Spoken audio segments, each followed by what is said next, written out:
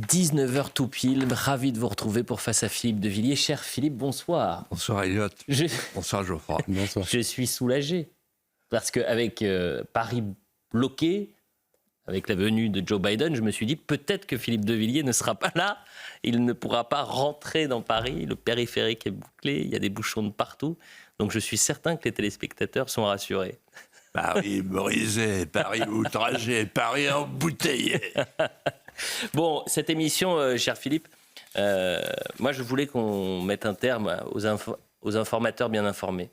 J'avais dit c'est terminé, c'est bon, on a fait la blague. Mais ça nous dépasse. Mais oui, Geoffroy, c'est pas possible. C'est-à-dire que c'est devenu... Non mais si, c'est devenu une ligue.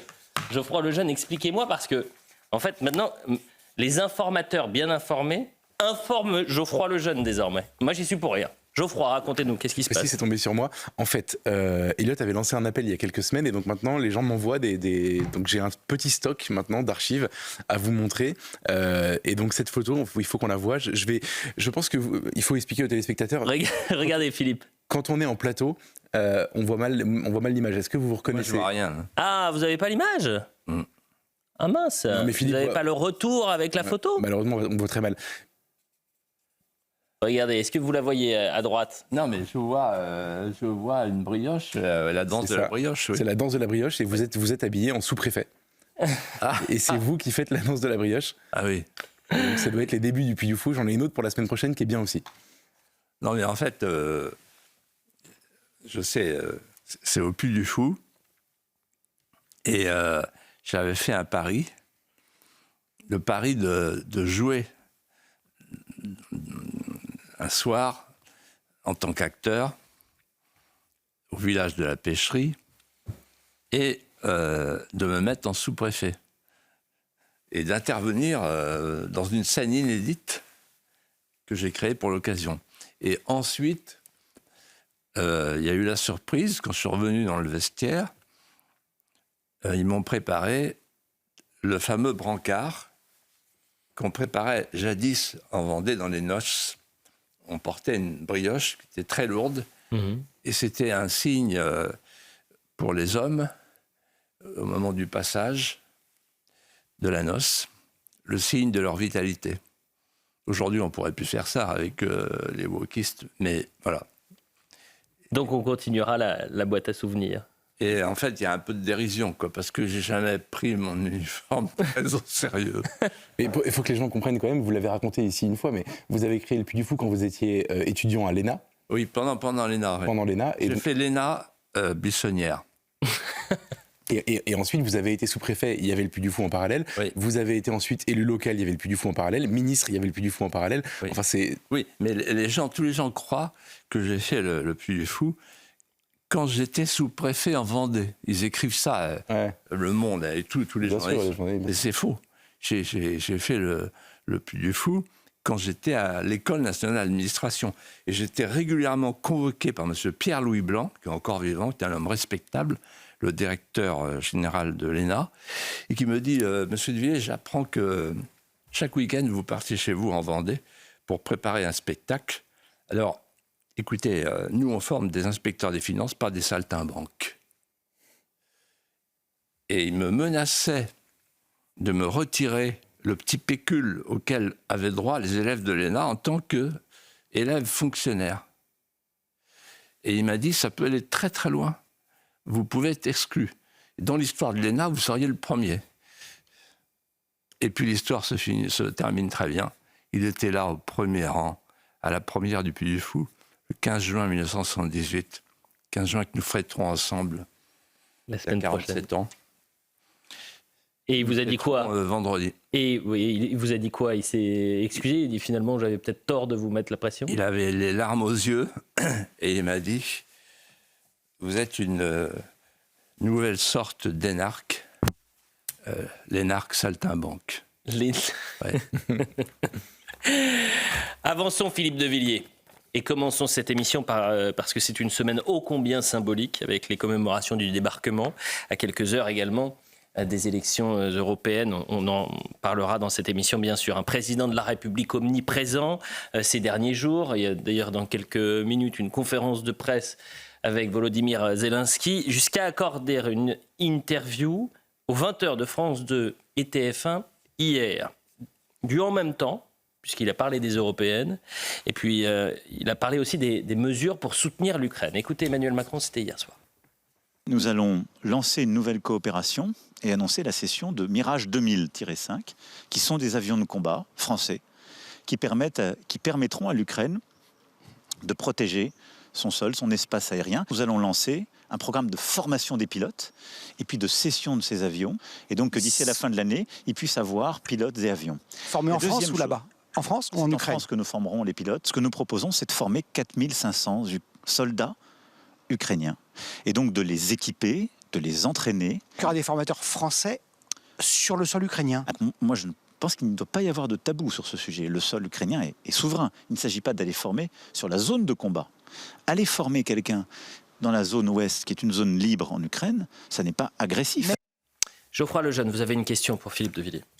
Est-ce que selon vous, avec le télescopage de cette interview et des commémorations du débarquement, Emmanuel Macron essaye de faire un trait d'union entre la guerre d'hier et celle d'aujourd'hui? C'est clair. Et moi, je suis très inquiet. Parce qu'il n'est plus dans la fonction. Là, c'est un bout de feu. Là. Et à chaque fois, de semaine en semaine, qu'on en parle, je décris la marche nouvelle sur laquelle on est. Le palier nouveau. Le cran d'après. Et on se dit, mais le cran d'après, c'est quoi? Peut-être on va y revenir tout à l'heure, mais... En fait, c'est pas bien ce qu'il a fait. Parce que commémorer le 6 juin 1944 avec les anciens Rangers, c'est magnifique, c'est émouvant. Et là, il a fait un détournement mémorial. C'est-à-dire que il prend en otage la mémoire douloureuse et glorieuse de la Deuxième Guerre mondiale pour entraîner la France dans une Troisième Guerre mondiale. Et dans le même entretien, à un autre moment, parlant des élections européennes, on le voit qui exalte l'unité nationale du passé pour mieux dissimuler qu'il détruit l'unité nationale d'aujourd'hui. Et puis il y a, dans son propos et dans celui de Zelensky, quelque chose qui est misérable et intolérable. Intolérable moralement et misérable intellectuellement, c'est la fameuse réductio ad Hitlerum. Et là, je voudrais faire une mise au point parce que la plupart des Français croient que le nationalisme, c'est une forme du fascisme et du nazisme, une déclinaison. Et je leur dis ceci, historiquement et philosophiquement, la nation est à l'empire ce que la propriété est au vol. La propriété est légitime, le vol est illégitime.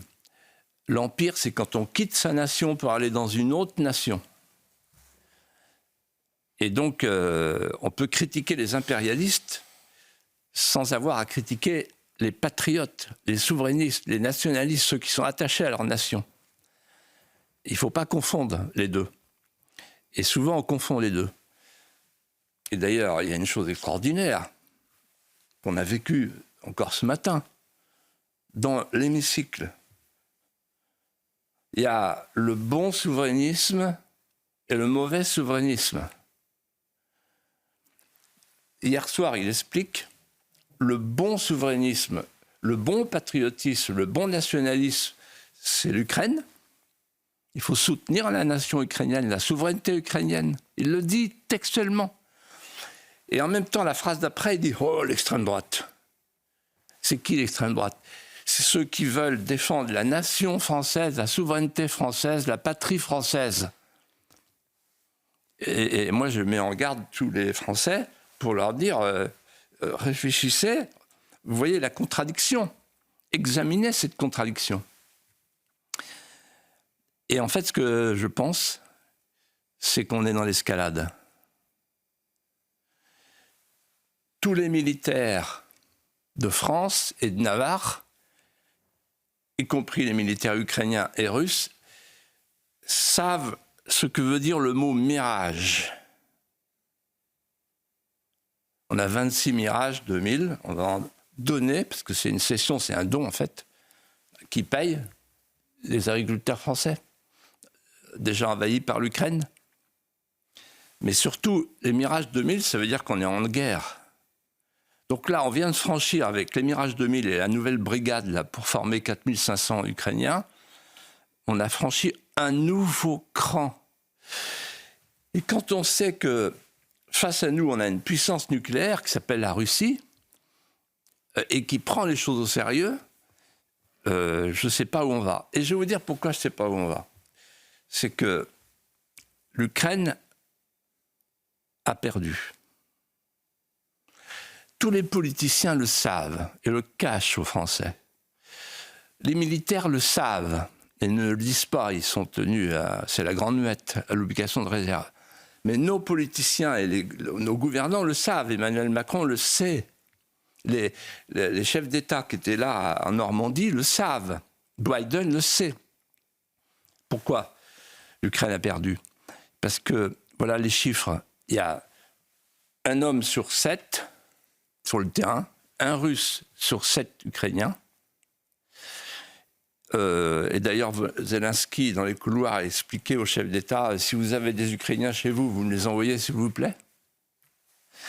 Et pour les obus, c'est 1 à 10. Et petit à petit, la Russie grignote. Donc, il y a deux hypothèses. L'hypothèse la pire, on fait mine de ne pas voir que la Russie va gagner. On cache aux Français que l'Ukraine est en train de perdre et on fait joujou moumoute avec les missiles. Ou bien, deuxième hypothèse, on se dit, bon, il vaut mieux arrêter tout de suite et donc on choisit la commémoration du 6 juin 1944 pour sortir de la logique de guerre et entrer dans la logique de paix. Parce qu'on parle beaucoup de la logique de paix pour Gaza et Israël, en expliquant les Israéliens maintenant sont devenus les nouveaux agresseurs, etc., ce qui est complètement faux.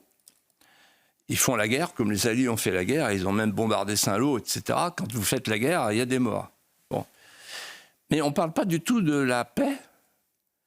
Et Emmanuel Macron arrive à ce niveau de complexité sémantique. Il n'y a que lui qui est capable de faire ça. Il a expliqué, il faut l'escalade pour la paix. C'est orwellien. Il faut le mensonge pour la vérité. Le mentir vrai d'Aragon. Extraordinaire. Je me précise les faits concernant la guerre et la dernière information que nous avions à disposition, à savoir que la Russie avait conquis 47 localités en Ukraine depuis le début de l'année, annoncé Vladimir Poutine. Donc sur le terrain, vous l'avez d'ailleurs rappelé, c'est kilomètre par kilomètre carré. Tout se joue de manière très, très lente. Vous avez parlé, Philippe de Villiers, de Volodymyr Zelensky. Il était invité pour les commémorations. Il a pris d'ailleurs la parole à l'Assemblée nationale vendredi dans un hémicycle à moitié vide. Le président ukrainien qui appelle l'Europe à faire front contre la Russie de Poutine. Et écoutez. Chère France, Poutine peut-il gagner cette bataille? Non, parce que nous n'avons pas le droit de la perdre.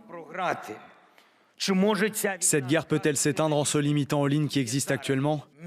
Non, car il n'y a aucune limite pour le mal. Tout cela vise aujourd'hui l'Ukraine. Mais cela peut viser d'autres pays demain. Geoffroy Lejeune. Cher Philippe, que vous inspire la présence et le discours de Volodymyr Zelensky à l'Assemblée nationale? Alors d'abord, la présence en Normandie de Zelensky, c'est une curiosité. Parce que quand on connaît bien l'Ukraine, ce qui est mon cas, et qu'on aime beaucoup l'Ukraine, ce qui est mon cas. J'ai reçu souvent les souliers ukrainiens au Puy du Fou, etc. Donc je connais bien ce pays. C'est un pays qui est cher à mon cœur. Et j'aime bien la Russie aussi. Hein. Moi, je suis européen, donc je suis européen de partout. Et j'aime Balzac et Tolstoï. Pour revenir à l'Ukraine, quand on connaît bien l'histoire de l'Ukraine, ça ne va pas de soi que Zelensky soit en Normandie. Il ne faut pas oublier, c'est symbolique, comme l'a très bien rappelé Guillaume Bigot il y a 2 jours, que le premier héros français qui a été tué, qui s'appelle Bouétard, le caporal Bouétard, le premier héros français a été tué par des SS ukrainiens. Et si vous prononcez le nom de Stéphane Bender en Ukraine, les Ukrainiens comprennent ce que ça veut dire. En d'autres termes, il y avait beaucoup d'Ukrainiens pendant la guerre qui étaient derrière les Allemands. Et la relation entre l'Ukraine et le nazisme a été assez trouble. Donc, en fait, la présence de Zelensky, ça voulait simplement dire qu'on voulait se servir de cette commémoration, non seulement pour un geste de gratitude pour les anciens qui étaient là et qui revenaient sur les pas de leur gloire de jeunesse, mais aussi pour détourner la mémoire, comme je le disais il y a l'instant, pour préparer la guerre à venir. Et moi, j'étais profondément gêné, alors même que, comme tous les Français, j'étais ému par la cérémonie, mais gêné à l'idée de ce mélange des genres. Quant à l'Assemblée, l'Assemblée nationale, moi j'ai été député pendant longtemps, l'Assemblée nationale, c'est le lieu... c'est un lieu hautement symbolique. Et il vient faire la guerre à l'Assemblée nationale. Et il vient expliquer à l'Assemblée nationale, il faut faire la guerre avec moi. Donc c'est un geste lourd. Et je vais dire quelque chose de tout bête, tout simple, que m'a dit un de mes voisins hier. Il m'a dit, c'est quand même curieux, l'Union européenne, il y a 27 pays. S'il y avait un pays en guerre, elle pourrait se mettre aux côtés de ce pays en guerre. Mais là, l'Union européenne fait la guerre pour le compte d'un pays qui n'est pas dans l'Union européenne. Et donc, c'est vraiment, on est au cœur du paradoxe. On accueille un chef de guerre, on l'approuve, on le soutient, et on s'étonne que le porte-parole du Kremlin réagisse en disant « Attention, si vous nous envoyez des missiles, on va répliquer ». Et donc les Français ne se rendent pas compte, on nous entraîne à la guerre. Et il y a quelque chose d'horrible. Le chef d'état-major de l'armée de terre qui a dit « Nous sommes prêts, les Français sont prêts au sacrifice, etc. » Attendez, on a enterré Geneviève de Galard là, aujourd'hui, aux Invalides. On a envoyé des petits Français pour rien en Indochine. Beaucoup sont parvenus, 7000 ne sont jamais revenus. Des petits soldats français, des volontaires, des légionnaires, etc. Bijard m'en a parlé, c'est horrible. Et puis ensuite, pareil en Algérie, à chaque fois on envoie la chair à canon. La chair à canon, ce sont nos fils. C'est pas parce qu'ils sont militaires qu'il faut les envoyer, ce que disait très bien Gabriel Cluzel tout à l'heure. Et là, il y a une légèreté de nos politiciens, et notamment du président de la République.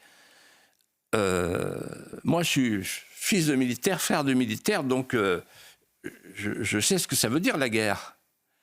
Et avant d'envoyer nos soldats, et pourquoi pas ensuite la conscription, pendant qu'on y est, en Ukraine, il faudrait quand même qu'on réponde à la question suivante, suis-je prêt à mourir pour la France? Oui. Suis-je prêt à mourir pour l'Allemagne ou pour l'Autriche ou pour l'Italie? C'est plus compliqué, mais si on nous dit c'est l'Europe.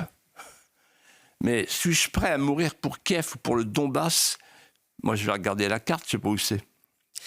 Voilà ce qu'on pouvait dire sur les commémorations et en même temps sur ce conflit ukrainien. Philippe de Villiers, il nous reste quelques minutes avant la publicité. On va revenir dans la seconde partie, évidemment, sur les élections européennes. Mais avant cela, on va faire un bond dans le temps. C'était il y a 20 ans et on en parle encore. 20 ans plus tard, certains voient cette séquence politique comme l'un des plus grands dénis de démocratie. C'était en mai 2005. Les Français sont appelés à voter pour ou contre le projet de constitution européenne. On verra une archive après la publicité, mais allez, en deux minutes, peut-être que vous pouvez nous raconter ce référendum. Vous étiez un des grands artisans du non. À cette période-là, vous avez fait campagne pour le non. Donc racontez-nous pourquoi à ce moment-là, vous faites campagne pour le non. C'est drôle parce que j'étais côte à côte avec Laurent Fabius et Jean-Luc Mélenchon. Ah bah... Et on échangeait les sondages. Ouais. Et Fabius était sympa avec moi. Il me disait, un homme qui est pour le non, même s'il est de droite, ne peut pas être tout à fait mauvais. Bon. Et non, ce que je voudrais vous raconter, c'est un souvenir personnel. Le 13 janvier 2005, donc je rencontre Jacques Chirac à l'Élysée. Et là, je lui pose 2 questions. Une première question sur la supériorité du droit européen sur le droit national prévu dans la Constitution, dans le projet de Constitution, qui va être mis aux voix au référendum du 29 mai.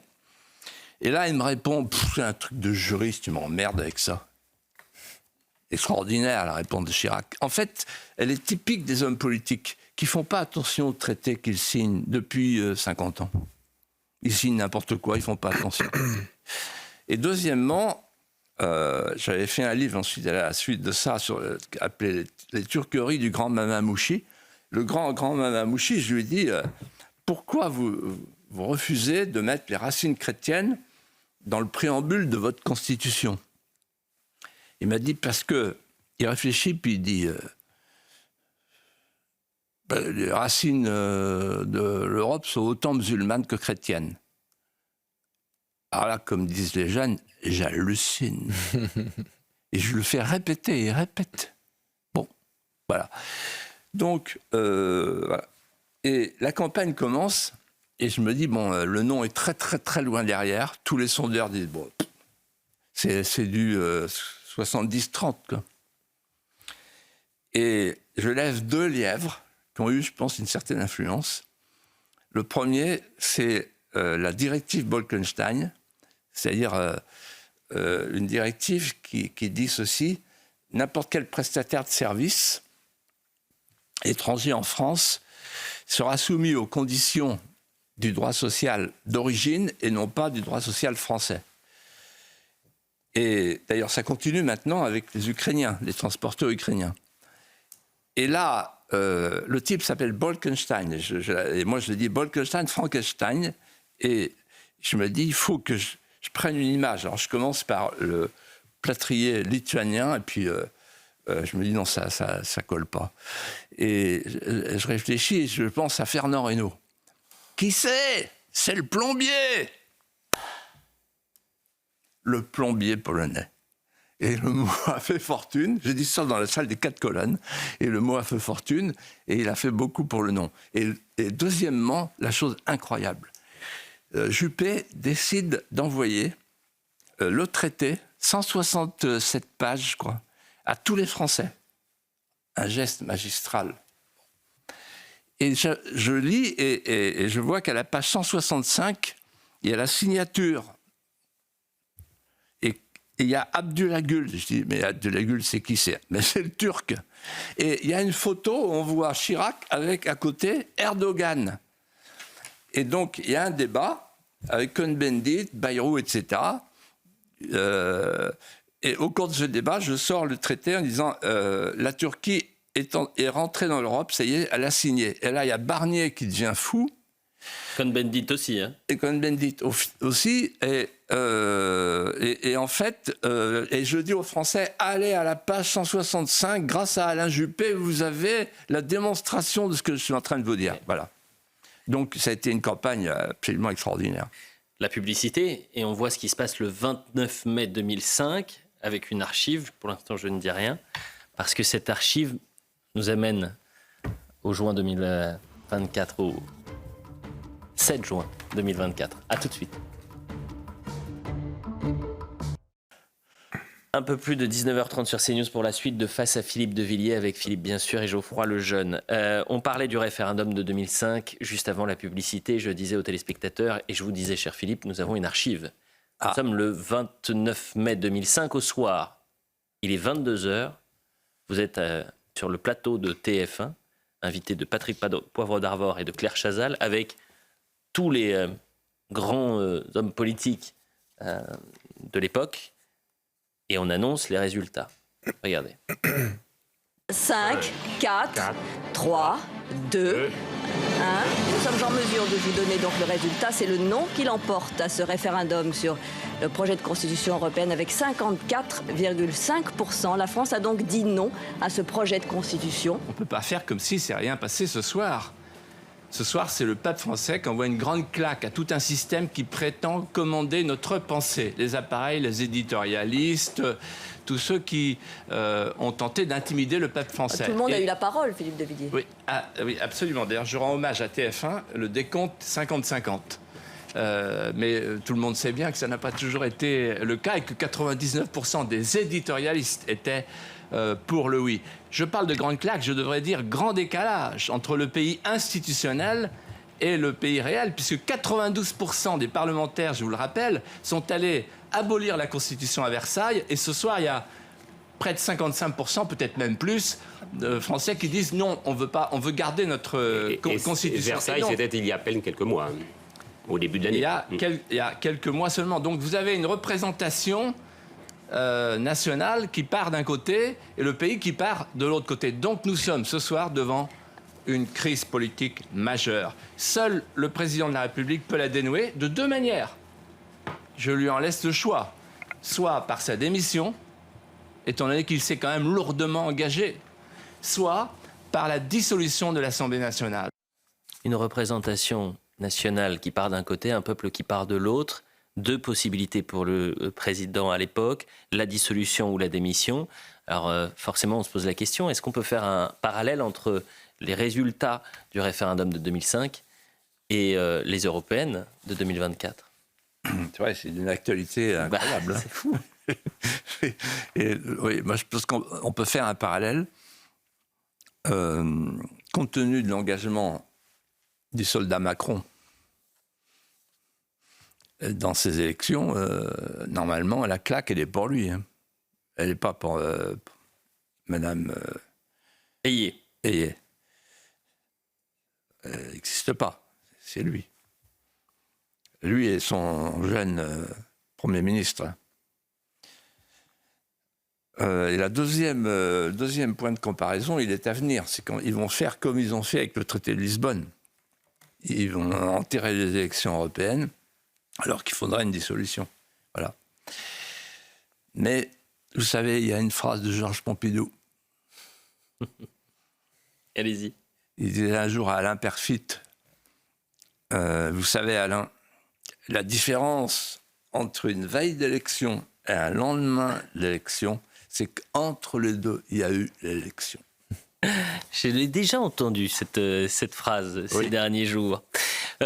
Petite parenthèse, et on va revenir évidemment sur les enjeux des européennes dans un instant, mais petite parenthèse, puisque plusieurs ministres ont pris la parole ces derniers jours, et trois déclarations ont attiré notre attention. Bruno Le Maire d'abord, qui explique avoir sauvé, Philippe de Villiers, l'économie française au lendemain de l'annonce de la dégradation de la note par l'agence Standard & Poor's. Stéphane Séjourné, qui se félicite que le conflit israélo-palestinien, que nous avons réussi à empêcher l'importation du conflit israélo-palestinien en France dans les colonnes de l'excellent journal du dimanche. Et enfin, Éric Dupond-Moretti qui assure découvrir par voie de presse la grande vie menée par Mohamed Amra en prison. Comment, Philippe de Villiers, vous expliquez cette incapacité, impossibilité, cette absence de remise en question? Et faut-il y voir une déconnexion avec la réalité? Bah là, je pense qu'on est dans le prix de l'humour politique. Et alors, je mets, j'ai pas bien vu, mais a priori, en numéro 3, je mets le Séjourné, donc le Talleyrand de poche. en lui disant, si vous n'avez pas vu que le conflit israélo-palestinien est chez nous, on va vous donner les chiffres. Il y a 1000 quartiers souverains qui échappent à la souveraineté française. Et il y a des milliers et des milliers d'endroits. C'est pour ça que vous allez vous prendre une claque bientôt aux élections. Il y a des milliers d'endroits où les Français voient à l'œil nu, sans statistique, qu'on n'est plus chez nous. Deuxième prix, le cran au-dessus, c'est Bruno Le Maire. Car Bruno Le Maire, en fait, il nous dit « j'ai sauvé l'économie française ». Immédiatement, j'ai pensé au commandant du Titanic, s'il avait survécu, et qui nous aurait dit « écoutez, j'ai sauvé le Titanic. Il est au fond de l'eau, mais au moins il ne s'est pas disloqué. Si je l'avais gardé en surface, il se serait disloqué. Là, il est au fond de l'eau et j'ai vérifié, la carène est en bon état et les œuvres vives sont intactes. J'ai sauvé le Titanic. » Bruno Le Maire. Là, c'est quand même médaille d'argent. Et la médaille d'or du prix de l'humour politique, c'est évidemment le fauconnier.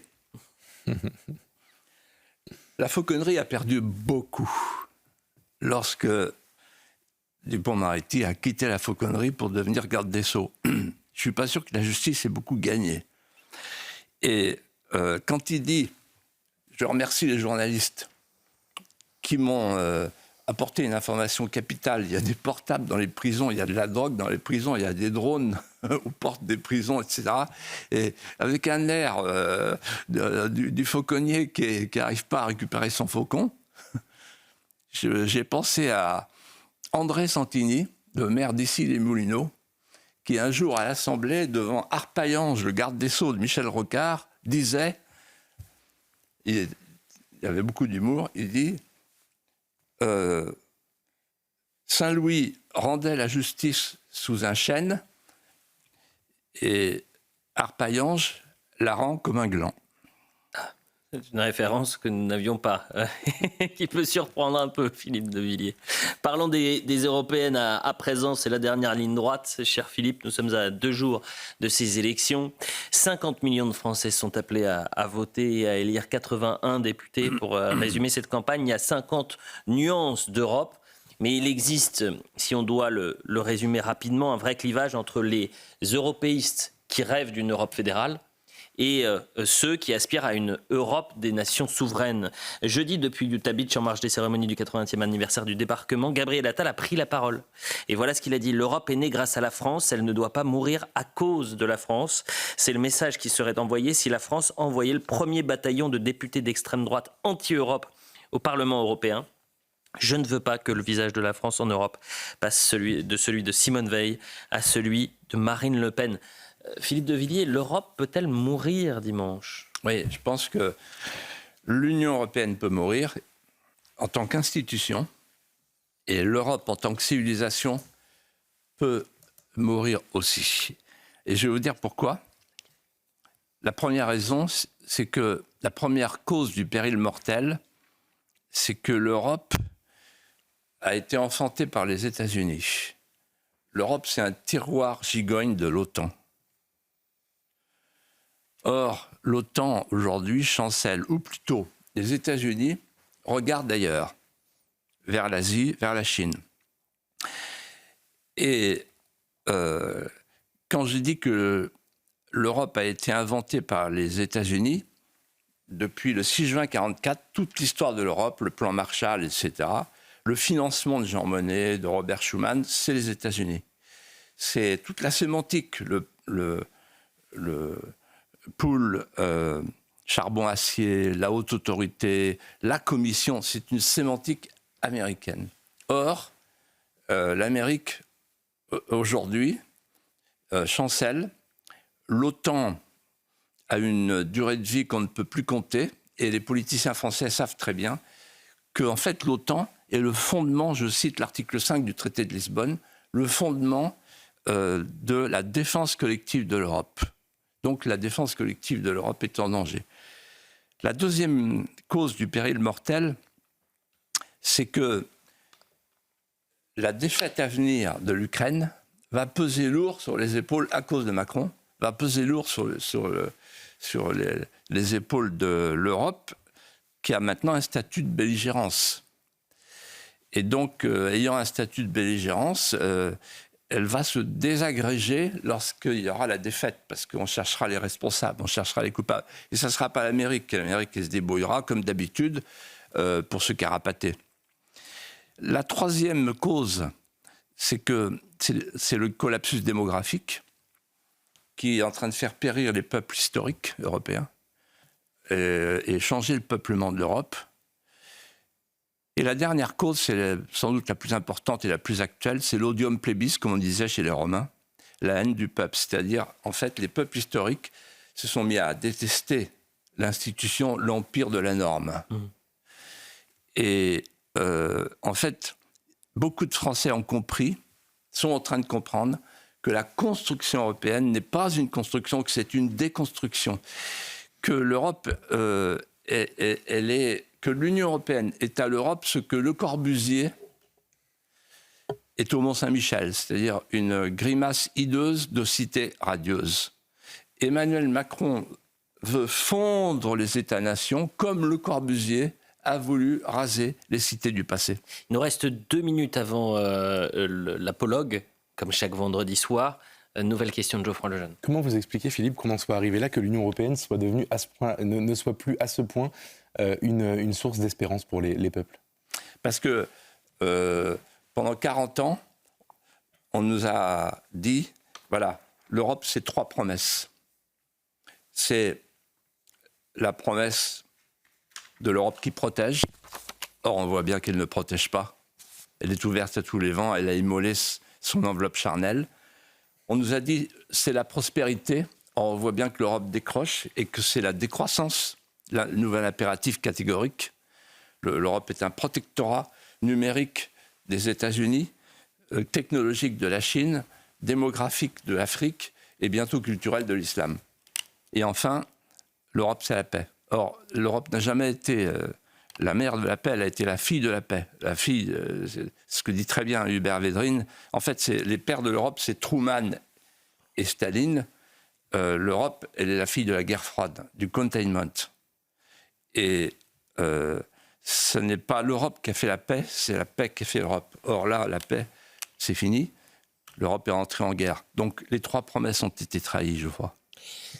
Philippe de Villiers, on a commencé avec ça, c'est une semaine historique puisque nous avons célébré le 80e anniversaire du débarquement. Et je voudrais que ce vendredi soir, vous nous racontiez, Philippe de Villiers, ce 6 juin 1944, lorsque des milliers de soldats ont brisé le mur de l'Atlantique et frappé l'ennemi nazi. Philippe de Villiers, c'est à vous. Alors, d'abord, à l'état-major, à Londres, on piaffe, parce que le temps est mauvais, et qu'il ne permet pas de choisir le jour et l'heure. On attend une conjonction favorable, c'est-à-dire un plafond haut et une marée basse. Le plafond haut, flanqué d'une lune tardive, pour permettre aux 18 000 parachutistes d'être protégés par l'obscurité, et une marée basse pour déverser justement une marée humaine d'assaillants sur les plages. Parce que, comme l'a dit très bien Rommel lui-même, la guerre se gagnera sur les plages.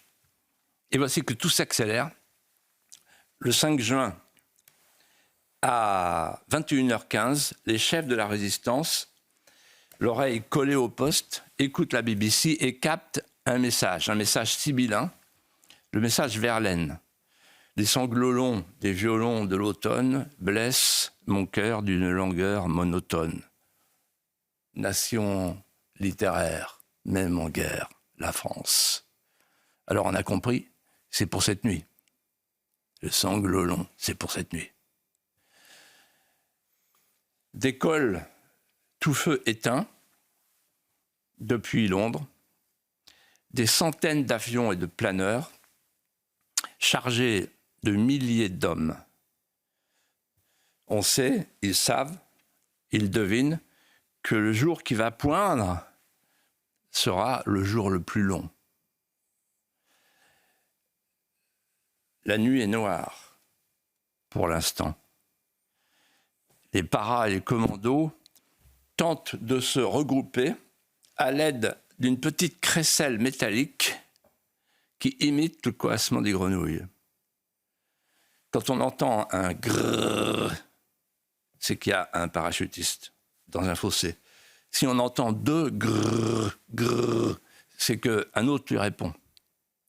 Alors évidemment, l'image la plus impressionnante, c'est celle du clocher de Sainte-Mère-l'Église, où est accroché un grand parachute blanc, aux suspentes desquelles est pendu un Américain, un parachutiste américain. La Normandie, la côte normande est proche, elle est là. Il y a les barges de débarquement qui ralentissent. C'est le signe qu'on arrive.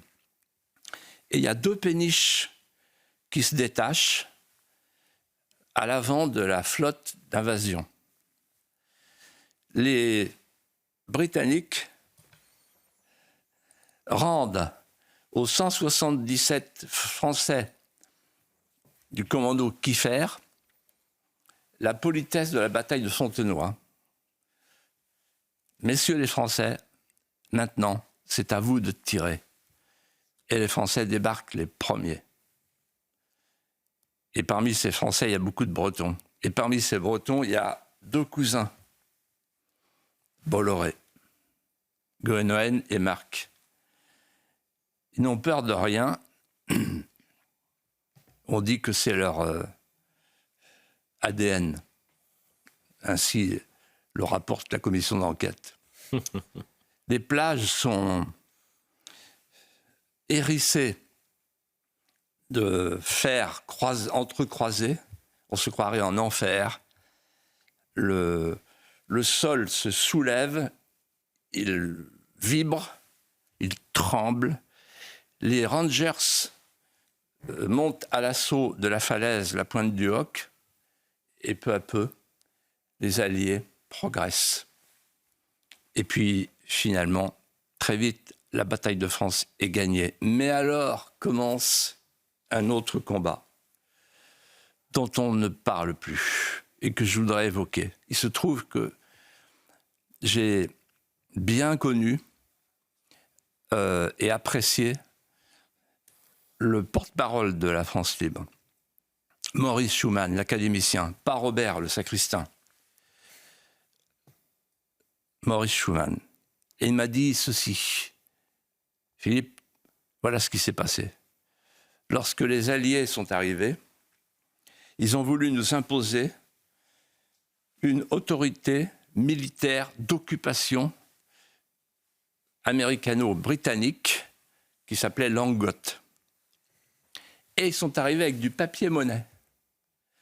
Ils ont imprimé des billets de banque, des billets qui avaient le format du dollar.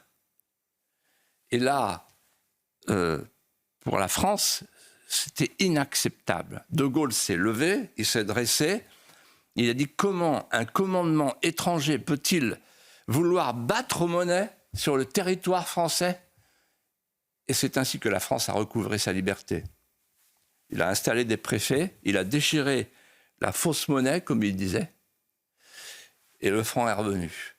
Et la France a retrouvé les instruments régaliens de sa souveraineté. Le 24 août, le bourdon de Notre-Dame sonnait, la capitale chavire, Paris, Paris outragé, Paris martyrisé, Paris libéré. Et là, c'est toute la France, de Tolbiac, de Bouvines, de Jeanne, d'Austerlitz, de Verdun. C'est la France de nos pères, c'est la France de toujours, les ombres héroïques qui se rejoignent. La France ne peut pas mourir. Merci Philippe de Villiers. Merci à vous également, Geoffroy Lejeune. À la semaine prochaine, qui sera la dernière de la saison, la semaine prochaine. Donc, on a hâte évidemment d'être à vendredi. Et puis, ça va nous manquer, mais on a besoin peut-être de reprendre un peu d'énergie, de batterie pendant l'été pour revenir encore plus fort en septembre prochain. Merci à tous les deux. Dans un instant, c'est l'heure des pros. Bien sûr, l'heure des pros 2. À tout de suite.